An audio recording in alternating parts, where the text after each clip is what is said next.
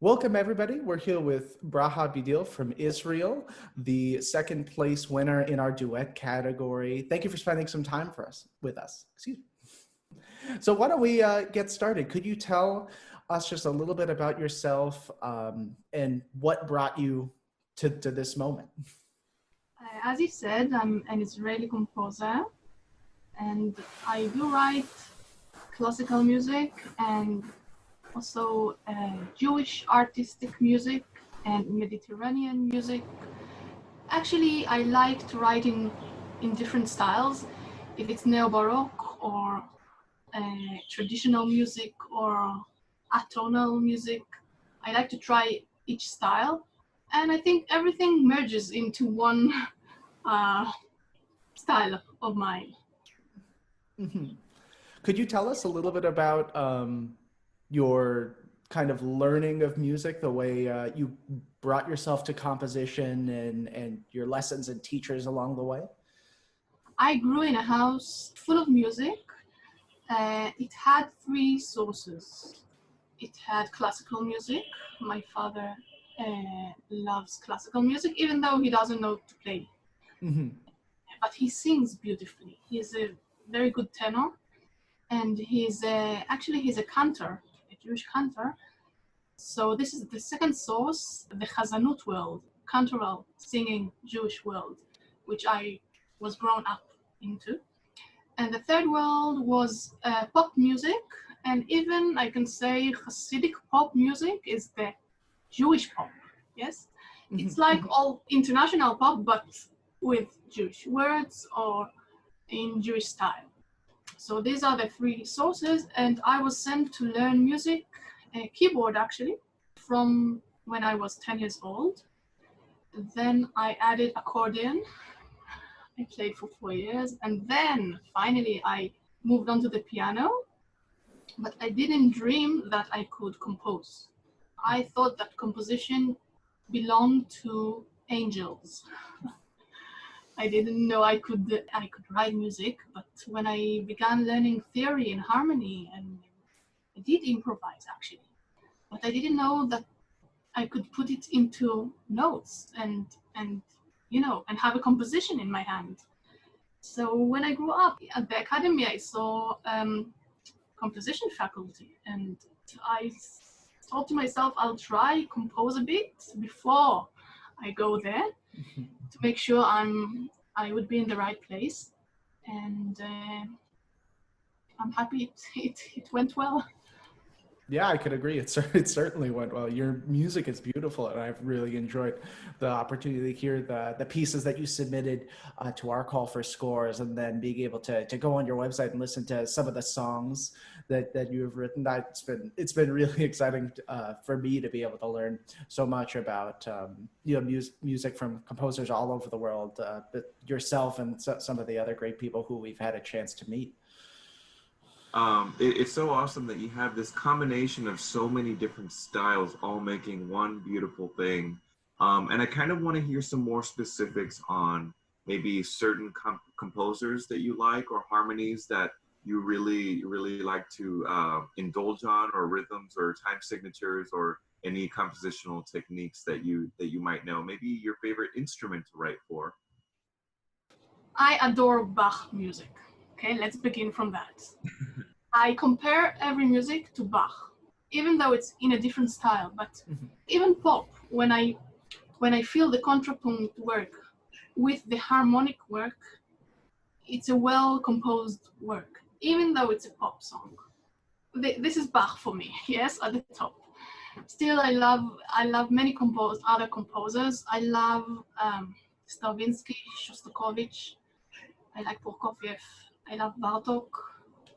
I love very much modal music, modality. I do think that the modernist music should have a reason to be written. I'll explain a bit. I agree with the dissonant, yes, but it should have a reason. Let's say Penderecki, Hiroshima. Penderecki could not write it differently with major chords, or that was the right choice. But it had a reason, even though he put the title on after he composed, even though it's for us. When I compose, I think about the listeners. I don't compose only for myself. I do need the communication. And that's why I like the merging of the styles. Because even if there is a dissonant part, afterwards comes a tonal part or a modal part that lets the ear to rest a bit. This is my agenda in music. Mm-hmm.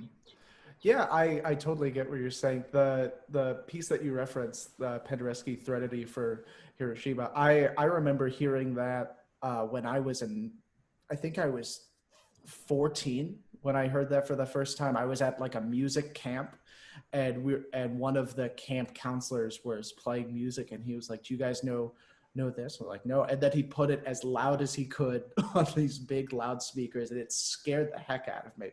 That's, as you're saying, it's a distant piece that has a big meaning, and what you're saying, I totally understand. I was hoping you could possibly give us some of the meaning from the pieces that you submitted. Could you actually start with the duet that you submitted, the recitativo for two trombones? What does that mean to you? What was going on to inspire you to write that work? Yes, the recitativo is based on a modal scale, mostly. I try to get to the old music I could ever think of. When Adam sang to God, when he was created, in which scale did he sing? And I thought that the pentatonic scale is common to many cultures, and maybe that is one of the oldest ones. So it's based on pentatonic scales with chromatic notes. It's very free. The two melodies are very independent. Sometimes they imitate each other, sometimes they get to one point together. The music is very meditative and very free, like two voices are coming from the sky. This is what I imagined. And all the melismatic style, and as I said, the modal scale brings an Asian flavor, which I looked for. The recitativo that ends with the blast of a shofar. The shofar is a biblical horn. The Jewish nation use it in Rosh Hashanah. It's the day of judgment. It's said that when the world was created, the shofar also was used. In Jericho, the same one, and in Genesis you can find it a lot. So the end of the recitativo is actually with the blasts of the shofar. Mm-hmm. Yeah, I get that. I love the picture of it going back in time, and as it has in the score, you're playing off stage, has that kind of mystic qualities, like where is the music happening? It's not in front of us. We have to picture something, and I think that image is very beautiful and fitting for the piece. There was another work that you had set in, a trio that received an honorable mention, the Fugitiva, I believe it was called. Where does that piece come from? What image is that piece evoking? The Fuga Fugitiva is it's a neo fuga, let's say in Shostakovich style, or I like the mischief style, the whole tone scale, which I like because it doesn't lead you anywhere, and I love also the augmented chords. I like rhythmical works, meditative music or very rhythmical, and I like very much asymmetric meters. I like to break the 4 or 3 and to surprise myself, my ears. I think that the thing that I love the most about this entire project is that we get to hear the unique world of people from all over the world. So I'm wondering if you can talk a little bit about your experience as a musician in Israel, and maybe a little bit more about your other two musical upbringings. You mentioned the classical one, but maybe the other two I didn't quite catch. Let's begin with my experience in Israel. First of all, I did my degrees in music education. So I was a teacher for theory harmony and improvisation for many years, and ear training. And I taught also piano, and actually now I'm conducting a women's string orchestra. I like the work, making music in a different way, and I write them a lot. In each concert, I put one of my works. This is what I do actually now, composing and conducting. Yes.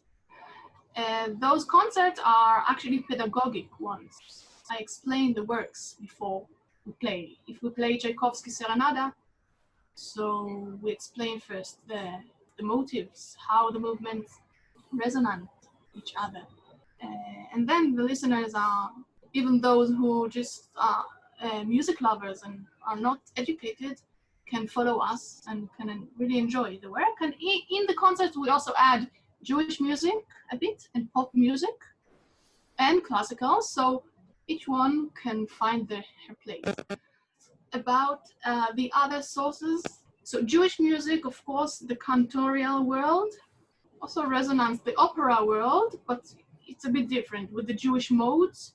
I also took a course at the Academy of a Makam world.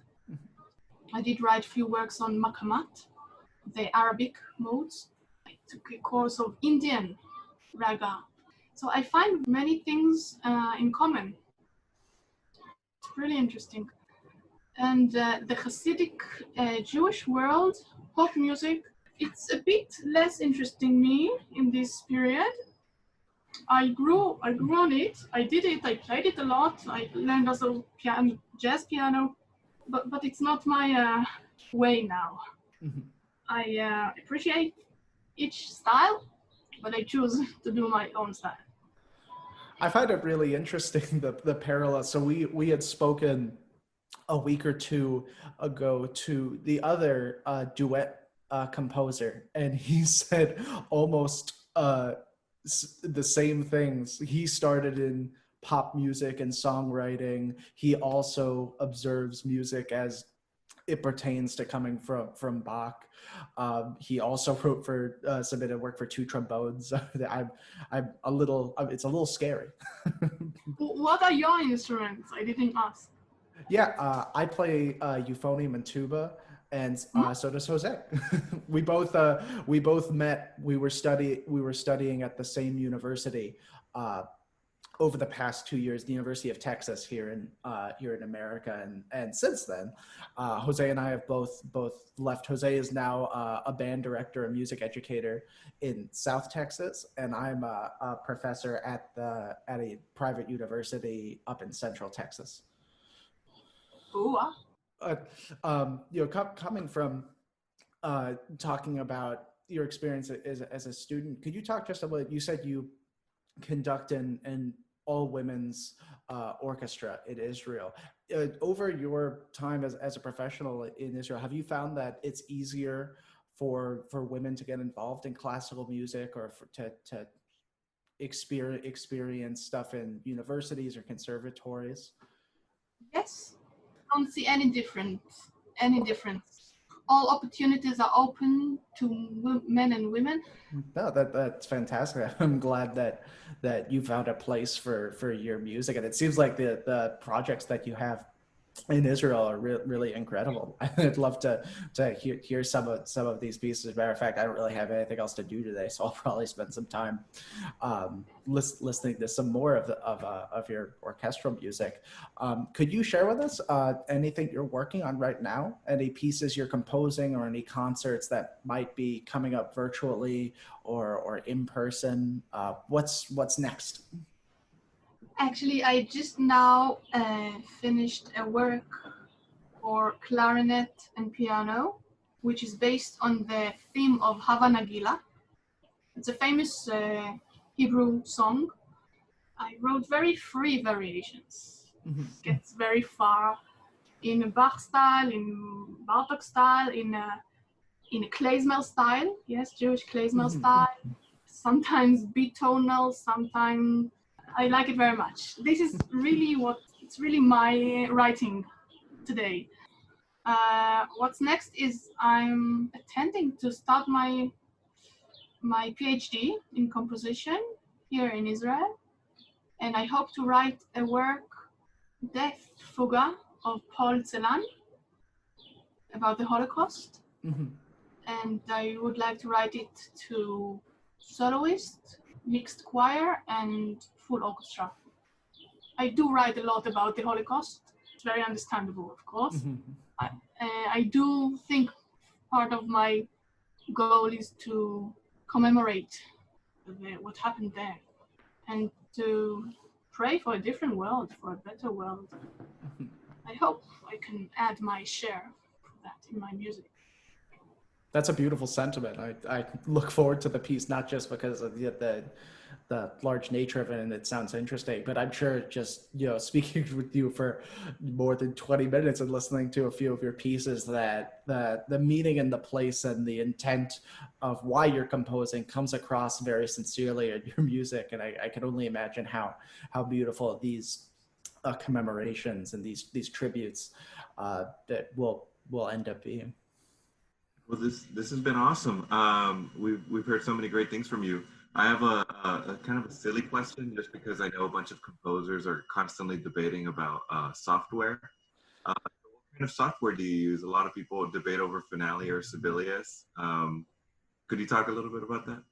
Yes, I do use Finale 2014. Sometimes very difficult. Sometimes I'm getting mad about the MIDI part.